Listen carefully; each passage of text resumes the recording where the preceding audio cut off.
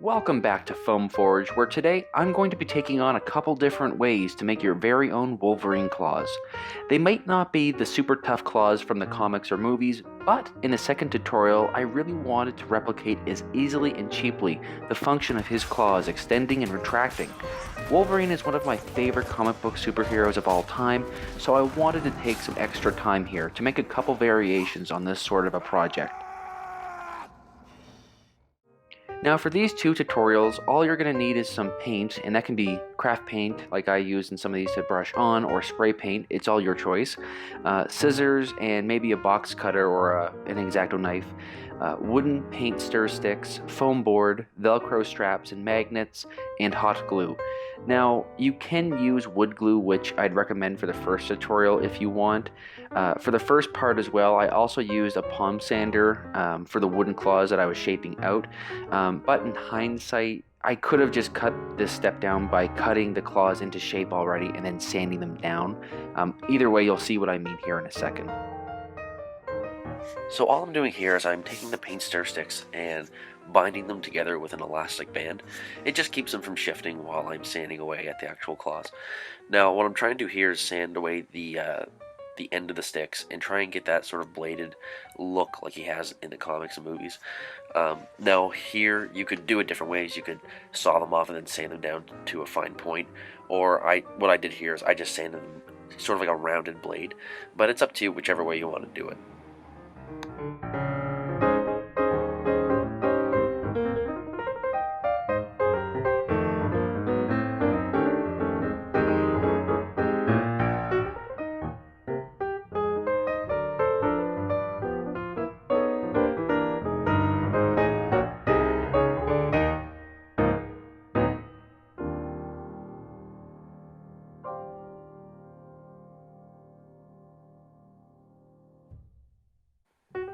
So at this point, I'm just sawing off the ends of the sticks. I think by the end of it, my claws were about 9 inches long, but the size and length of the claws are really up to you if you want them longer or shorter.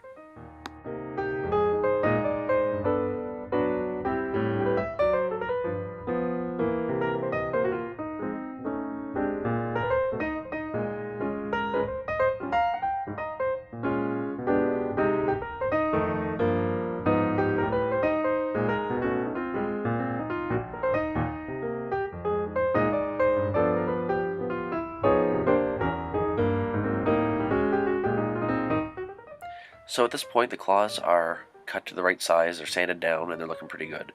So now using the ends of the sticks that I cut off earlier, I'm using those ends as a base for the claws.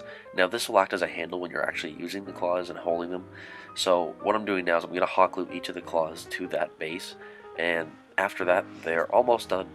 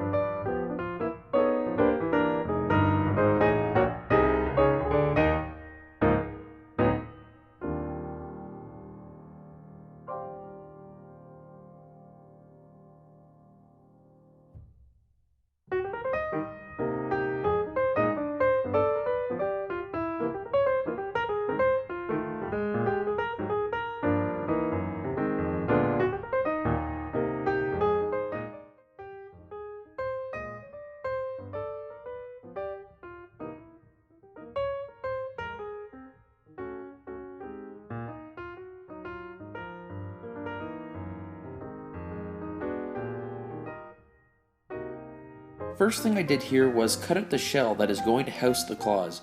The base is about 12 inches long and close to 3 inches wide, with 1.5 inch high walls, all cut from foam board.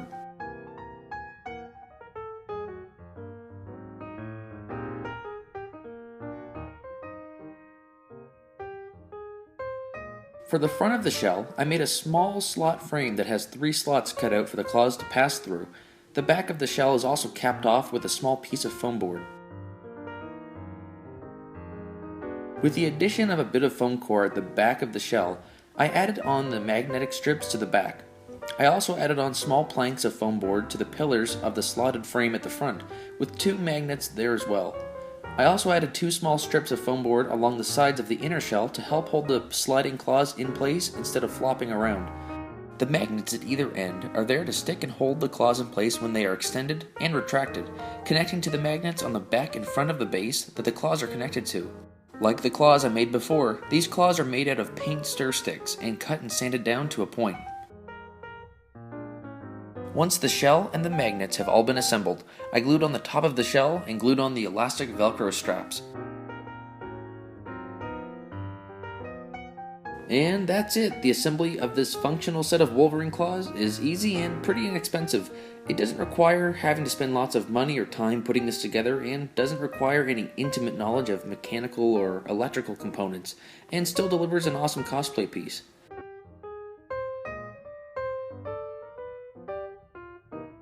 Well, that's it. If you have any suggestions for a future episode of Foam Forge, please let me know in the comments below. Please share and subscribe, turn on your notifications to keep up to date, and thank you very much for watching.